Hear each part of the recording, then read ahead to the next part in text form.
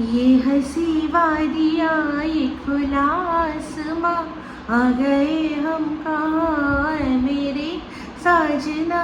इन बहारों में दिल की कली खिल गई, मुझको तुम जो मिले हर खुशी मिल गई। मेरी जाने जा मैं तेरी चांदनी, छेड़ दो तुम आज कोई प्यार की रागिनी। ওয়েলকাম টু টক ঝাল মিষ্টি বিথ ইপসিতা। আর আমি ইপসিতা, এখানে নোগালাগালি নকিস্তি অলি বসি। তো আজকে ভিডিও শুরুতে ইন্ট্রোডাকশনে গানটা জোর জবরদস্তি গাইলাম। হ্যাঁ, এরকম যা হেরে গলা হয়েছে, এখন এই গলায় গান চলে না, নিঃশ্বাস নিতে কষ্ট হচ্ছে, সেই দিয়ে সুর টানা যায় না, কিন্তু তাও আজকে গানটা গেয়েই ছাড়লাম। কেন বলুন তো? কারণ এখন যাকে নিয়ে ভিডিও হচ্ছে তার যে ভিডিওটা দেখলাম লেটেস্ট ভিডিওটাতে, সেই ভিডিওর যা দৃশ্য দেখেছি, সেই দৃশ্য দেখে এই গানটা যদি না গাইতাম তাহলে সত্যি কথা বলতে ভিডিও করা মানে বিফল। তো যাই হোক, শরীরটা খুব খারাপ। সেই শরীর খারাপের গল্প এখন নয়, গল্প এখন হবে কী নিয়ে না, মহুয়াকে নিয়ে। তো মহুয়াকে নিয়ে অনেক কথা আপনারা আমার কমেন্ট বক্সে লিখে যাচ্ছেন। তো সেই মত অনুযায়ী আমি একটা ভিডিও, পুরনো একটা ভিডিও মহুয়ার দেখলাম। সেটা হচ্ছে গিয়ে ওদের 2024-এর ফিরে দেখা, 2024-এর হাইলাইটেড কিছু ব্লগ থেকে কিছু কিছু অংশ তুলে নিয়ে এসে ভিডিওটা করেছে। তো তার মানে প্রথমে আর শেষে ওরা সপরিবারে বসে বেশ কিছু কথা আলোচনা করেছে। তো তার মধ্যে মানিকবাবুর একটা কথা ভীষণ আমার কানে লেগেছে। সেটা কি জিনিস দেখলাম, উনি বললেন যে উনি কমেন্ট বক্স চেক করেন, মানে উনি কমেন্ট বক্স কিন্তু ফলো রাখেন, কে কী কমেন্ট করছেন সেটা কিন্তু উনি দেখেন। তো সেক্ষেত্রে উনি দেখে এটাই বুঝেছেন যে ওনাদের যে আর কি এক্সটেন্ডেড ফ্যামিলি, এই যে মহুয়া যে চ্যানেলের ফ্যামিলি, সেখানে ফ্যামিলি মেম্বাররা একে অপরের সাথে কথা বলছে, তারা একে অপরের কুশল সংবাদ নিচ্ছে, তারা একে অপরকে কোথায় থাকে, তাদের মধ্যেই একটা আলাদা সম্পর্ক তৈরি হয়ে গেছে এই কমেন্টের মাধ্যমে। তো সেই জন্য ওনার সেই জিনিসটা দেখে খুব ভালো লাগে। আর উনি এটাও বলেছেন যে ওনার কনস্ট্রাকটিভ ক্রিটিসিজম অবশ্যই ভালো লাগে, সেই জন্যই ভাবলাম আজকে বেশ কিছু কথা বলি। তো কনস্ট্রাকটিভ ক্রিটিসিজম কিন্তু আমিও খুব পছন্দ করি, কিন্তু আজকে যেটা দাঁড়িয়ে মহুয়ার একজনও কোনো ফ্যান এসে কোনো কনস্ট্রাকটিভ ক্রিটিসিজম করতে পারছে না আমার ভিডিওয়ে। তারা সবাই একটাই কথা আমাকে বলছে, কয়েকজন তারা বলছে যে কাজ নেই, কাজ নেই, কাজ নেই, তোর কেন ফাটছে, তুই কেন ওকে নিয়ে বলছিস। অ্যাকচুয়ালি তারা বুঝতেই পারছে না যে এটা কন্টেন্ট। তো এটা স্বাভাবিক কথা।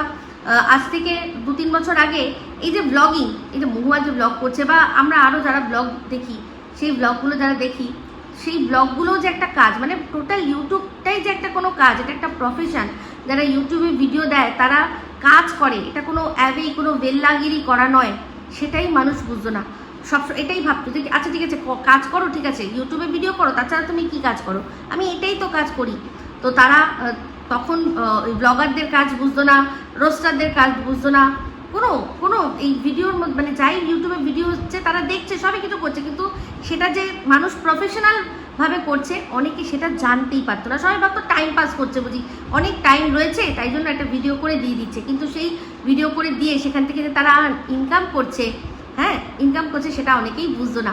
তো যাই হোক, সেই রকমই অনেক মানুষ এখনও এটা বোঝে না যে এই যে আমি যে বসে বসে বক বক করছি সেটাও কিন্তু একটা কাজ করছি, একটা মানুষের ভিডিও দেখছি, সেই ভিডিওর মধ্যে থেকে দোষ গুণ ভুল ত্রুটি সমস্ত কিছু তুলে নিয়ে এসে বলছি, এটাই কাজ। তো আস্তে আস্তে সব মানুষই বুঝবে, সময় লাগবে, তো সব কিছুই সময় সাপেক্ষ। যেমন কিনা এই মহুয়ার সম্পর্কে মানুষের অনেক মানুষের ধ্যান ধারণা বদলাতে কিন্তু অনেকটা সময় লেগে গেল। এই কথাটা কেন বলছি, কারণ অনেকে অনেক কমেন্ট করছে। তার মধ্যে একটা কথা আচ্ছা, একটা ভীষণ ভ্যালিড পয়েন্ট একজন বলেছেন যে ওরা যে আমেরিকায় থাকে, ওরা নিজেদের স্টেটাস নিয়ে কোনো রকমভাবে কোনো কথা বলে না, কোনো রকমভাবে দর্শকদের কিছু বলেই না যে তাদের স্টেটাসটা কী। তো যাই হোক, যিনি কমেন্টটা লিখেছেন তিনি বলেছেন যে ওদের কোনো রকমভাবে স্টেটাস বলে কিছু নেই, ওদের ওয়ার্ক পারমিটে ওরা রয়েছে। যখন ওয়ার্ক পারমিট যদি শেষ হয়ে যায়, মানে আবার যদি রিনিউয়াল না করে যে কোম্পানিতে কাজ করতে গেছে মহুয়ার পর, তাহলে কিন্তু সেক্ষেত্রে তাদেরকে ফিরে আসতে তারা বাধ্য আর কি, তাই তো। তো যাই হোক, এটা ওনার মতামত, আমি এটা সম্পর্কে অতটাও জানি না, কিন্তু আমি যে ভিডিওটার মধ্যে রিয়ার কথা তুলেছিলাম, রিয়া ইউএসএ, তার সম্পর্কে জানলাম যে ওরা গ্রিন কার্ড হোল্ডার। তো গ্রিন কার্ড হোল্ডারে মানে তাদের কিন্তু সুযোগ সুবিধা, এই যাদের কোনো রকম কোনো কার্ড নেই তাদের চেয়ে বেশি। তারা গভর্নমেন্ট জব করতে পারে না, বা আর যা যা গভর্নমেন্টের দ্বারা যেসব ফেসিলিটি আছে সেগুলো পায় না, কিন্তু তারা মানে তাদেরকে ওই বের করে দেওয়ার মতো ব্যাপারটাও আর কি থাকবে না, তাদের সুযোগ আরও অনেক বেশি দিন তারা স্টে করতে পারবে, এটাই আমি বুঝলাম। তো যাই হোক, যখন দর্শকরা জানতে চাইছে যে ওয়ার্ক স্ট্যাটাস বা স্টে স্ট্যাটাসটা কী, তাহলে জানানো উচিত।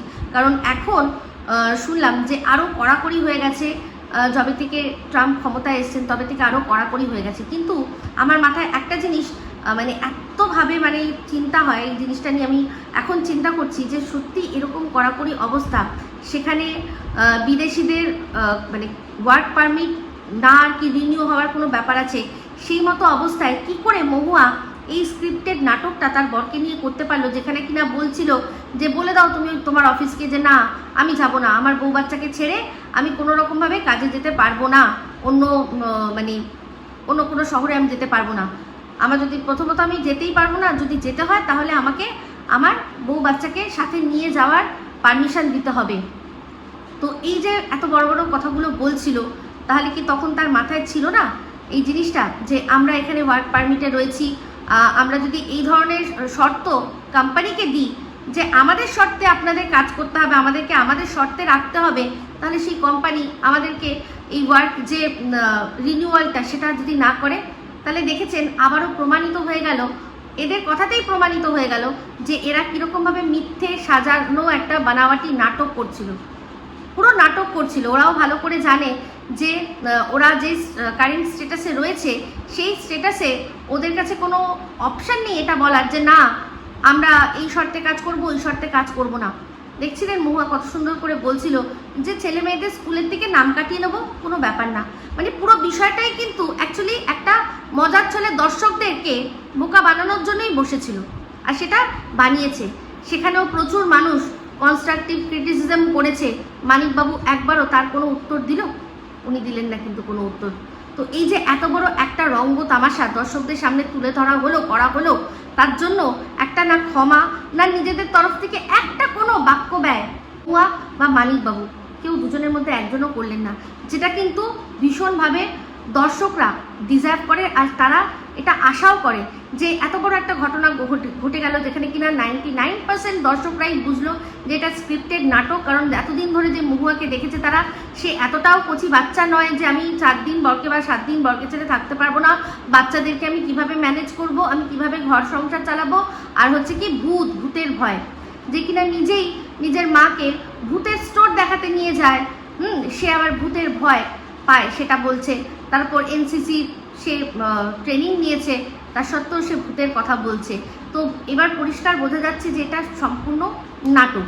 তো যাই হোক, যে জায়গাটা গেছে সেই জায়গাটা খুব সুন্দর, খাওয়া দাওয়া খুব ভালো, যে ফ্যামিলিটা গেছে ওদের সাথে দেখলাম মানে খুবই তারা আর কি ওদের সাথে ভালো আর কি বন্ডিং।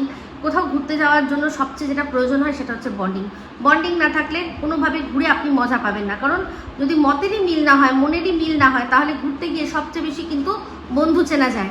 যেখানে আপনি বাড়িতে নিজের বাড়িতে রয়েছেন, বন্ধুর সাথে 1 ঘন্টা 2 ঘন্টা সময় কাটাচ্ছেন, চলে আসছেন, বুঝতে পারবেন না। কিন্তু আপনি কখনো বন্ধুর সাথে বাইরে ঘুরতে যান, তখন আপনি বুঝতে পারবেন যে আপনার বন্ধু অ্যাকচুয়ালি কীরকম মানুষ। তো যাই হোক, যেটা বলছিলাম, সেখানে ওই যে স্নোয়ের ওখানে দেখলাম যে স্নো বল তৈরি করছে, সেই বল তৈরি করার যে মানে বল মেকার যেটা ছিল সেটা বেশ সুন্দর আর বেশ ভালো লাগছিলো, জিনিসগুলো দেখতে খুব সুন্দর লাগছিল। কিন্তু আবারও একটা কমেন্ট আমাকে ভাবালো, আমি গিয়ে দেখলাম। তো আপনারাই অনেক কিছু কমেন্ট করে আমাকে জানিয়ে দিচ্ছেন যে কোন জায়গায় কোন ভিডিওতে এরকম রিইউজ কন্টেন্ট কিন্তু ব্যবহার হচ্ছে। তো সেই মতো আপনাদের কমেন্ট অনুযায়ী খোঁজ করতে লাগলাম। তো সত্যি গিয়ে দেখলাম যে আজ থেকে 2 বছর আগে যে কেকটা বানানো হয়েছিল ক্রিসমাসের উপলক্ষে, হুবহু সেম কেক ব্যবহার করা হয়েছে 2 মাস আগে ভিডিওতে। কোথায় 2 বছর আর কোথায় 2 মাস, স্ক্রিনশট সাথে সাথে দিয়ে দিলাম। এবার বলতে পারেন যে একই জায়গায় একই কেক বানানো হচ্ছে, 2 বছর আগেও যেরকম বানানো হয়েছে হয়তো 2 বছর পরেও তাই হবে, কিন্তু কাকতালীয়ভাবে 2 বছর ধরে হাতে ওই একই নেল পলিশ, একই শেডের নেল পলিশ, একই হাতের কলা চুড়ি, সব কি কাকতালীয়ভাবে একরকম রয়ে যাবে?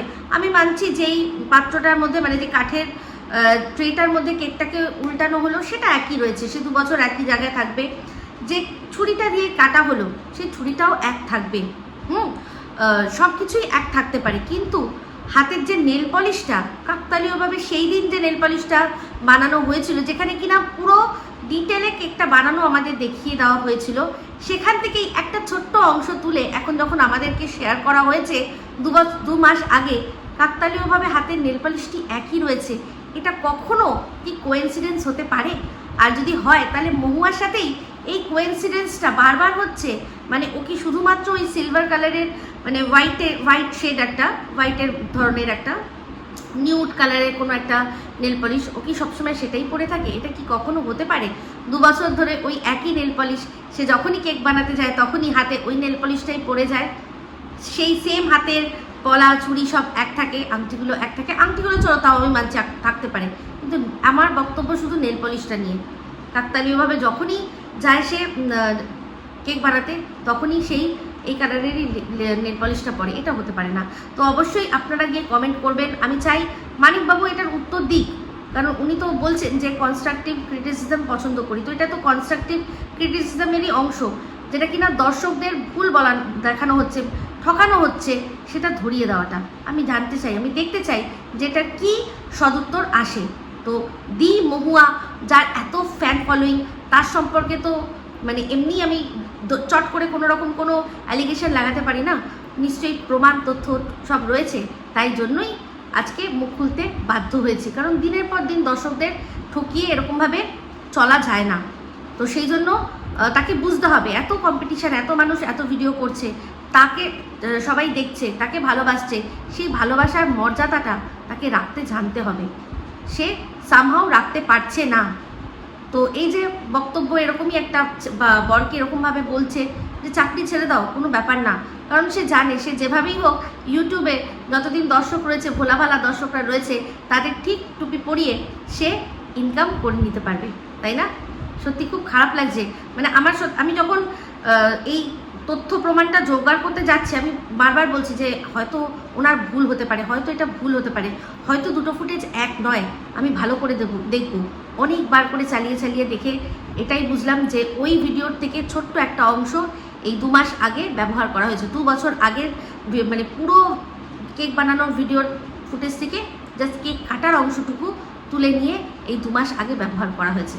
তো এটা সরাসরি দর্শকদের ঠকানো, একদম যেরকম আমরা ওই গাজরের পায়েসটা যেরকম ধরেছিলাম, আমি তো প্রমাণ সহ আপনাদের দেখিয়ে দিয়েছিলাম যে 2024-এর শিবরাত্রিতে ওই সেম ফুটেজটা যেটা ব্যবহার করলো এই কিছুদিন আগে, এই 2-1 দিন আগেই সেটা ব্যবহার করলো। তো এরকম অনেক নাকি জিনিস আগেও করেছে, আপনারা যদি চান গিয়ে দেখে নেবেন, যেই ভিডিওর মধ্যে গিফট অ্যান্ড আনর্যাপিং করছিল সেখানেই যে কেক দেখিয়েছে, সেই কেকটা তারও আগের বছর ক্রিসমাস উপলক্ষে নাকি বানিয়েছিল। তো যাই হোক, একটাই কথা বলবো যে এত ভালোবাসা পেয়ে এই জিনিসগুলো করার কোনো দরকার হয় না, শুধুমাত্র ভিডিওর লেন্থ বাড়ানোর জন্য এইগুলো করার কোনো দরকার পড়ে না। আজকের ব্লগটা দেখলাম, আজকে ওর ব্লগটা দেখে আমার বেশ ভালোই লেগেছে, যেখানে ঘুরতে গেছিলো ভালো, কিন্তু কমিউনিটি পোস্টে যে শাড়ি পরে ছবিটা দিয়েছে সেই রকম দৃশ্য কিন্তু কোনো দেখলাম না। এই শাড়ি পরে বরফের মধ্যে ছবিটা কিন্তু ওরা ঘুরতে যাবে যেদিন, তারপরেই যখন বলেছিল একটা পোস্ট দিয়ে কিন্তু বলেছিল, তাহলে আমাদের আশা করা এটাই উচিত ছিল যে তাহলে এই শাড়িটা পরেই বরফে এখন ঘুরছে বা রিলস বানাচ্ছে, কিছু একটা দেখবো। তো জানি না সেটা কি, হয়তো পরের দিন দেখবো কি না দেখবো বলতে পারছি না, তবে হ্যাঁ এখন একটাই বক্তব্য যে দর্শকরা যে কনস্ট্রাকটিভ ক্রিটিসিজম করছে, সেই ক্রিটিসিজমগুলোর কিন্তু একটু হলেও উত্তর দেওয়া দরকার, কারণ না হলে দর্শকরা এরকমভাবেই যখন দেখবে যে কমেন্ট ডিলিট করছে, হ্যাঁ এটা নতুন শুনলাম যে মহুয়া কিন্তু নিজের চ্যানেল থেকে নেগেটিভ কমেন্ট সব ডিলিট করে দেয়, তো তারা তখন কি করবে? অবশ্যই আমাদের মতো যারা সমালোচক বা কন্ট্রোভার্সি ক্রিয়েটার, যাই নাম দেন না কেন আপনারা, সেই নামের সেই রকম মানুষদের কাছে গিয়ে যখন এসে কমেন্ট করবে, তখনই কিন্তু সব আসল তথ্যগুলো উঠে আসবে। তো যাই হোক, আমি এটুকুই বলবো যে একটা কোনো ছোট্ট অন্তত কথা বা অন্তত কিছু নিজেদের তরফ থেকে দর্শকদের কাছে ক্লিয়ার করা উচিত, কারণ তারাও অপেক্ষা করছে জানার জন্য যে এতদিন ধরে যাদের দেখলাম তাহলে কি তারা এতটাই ফেক, তারা পুরনো ফুটেজ রিইউজ করে দর্শকদের ঠকায়। তো যাই হোক, একটা জিনিস আমি জানি যে আমি মিলিয়ন চ্যানেলও দেখেছি, দর্শকরা যদি একবার ভুল বোঝে তাহলে কিন্তু তারা আর ফিরে যায় না। তো সেক্ষেত্রে আবার আরেকটা জিনিসও জানি যে দর্শকদের কাছে যদি ক্ষমা চেয়ে নেওয়া হয় কোনো ভুলের জন্য, সেক্ষেত্রেও কিন্তু দর্শকরা আবারও ক্ষমা করে দেয়। দর্শকরা ক্ষমাশীল, আমি বরাবর এই জিনিসটা দেখেছি যে দর্শকরা কিন্তু ক্ষমাশীল। হাজার হাজার অন্যায় করে, মিথ্যে কথা বলে, ছল ছাতুরি করেও দর্শকদের কাছে ক্ষমা চেয়ে মানুষ পার পেয়ে গেছে। তো আমি একটাই কথা বলবো, এই এত বড় একটা জিনিসের জন্য কিন্তু তাদের একটুখানি ক্লিয়ারিফিকেশান দেওয়া দরকার, তাই না? তো আপনারা কি বলেন অবশ্যই সেটা কমেন্ট করে জানাবেন। তো এই ভিডিওটা এই অবধি রাখছি। অবশ্যই আবারও যদি এরকম ধরনের কোনো কথা কিছু থাকে যেগুলো ক্লিয়ার করতে লাগবে সেগুলো নিয়ে বলবো, আর যদি মহুয়ার ভিডিওর মধ্যে কিছু সত্যিই বলার থাকে তাহলে বলবো, না হলে অযথা ওকে নিয়ে কোনো রকমভাবে নেগেটিভ ভিডিও করার আমার ইচ্ছা নেই। যদি সত্যিই ক্রিটিসাইজ করার মতো জিনিস পাই তবেই করব, না হলে করব না। এটাই হচ্ছে গিয়ে আমার সিদ্ধান্ত। তো যাই হোক, এই বলেই ভিডিওটা এখানে এন্ড করছি। যদি ভালো লাগে তাহলে অবশ্যই লাইক শেয়ার কমেন্ট করতে ভুলবেন না। যারা চ্যানেলটা সাবস্ক্রাইব করেননি তারা সাবস্ক্রাইব করে নেবেন। সবাই ভালো থাকবেন, সুস্থ থাকবেন। আবার আসছি খুব শীঘ্রই এক নতুন ভিডিও নিয়ে। Me Ipsita signing off. Love you all.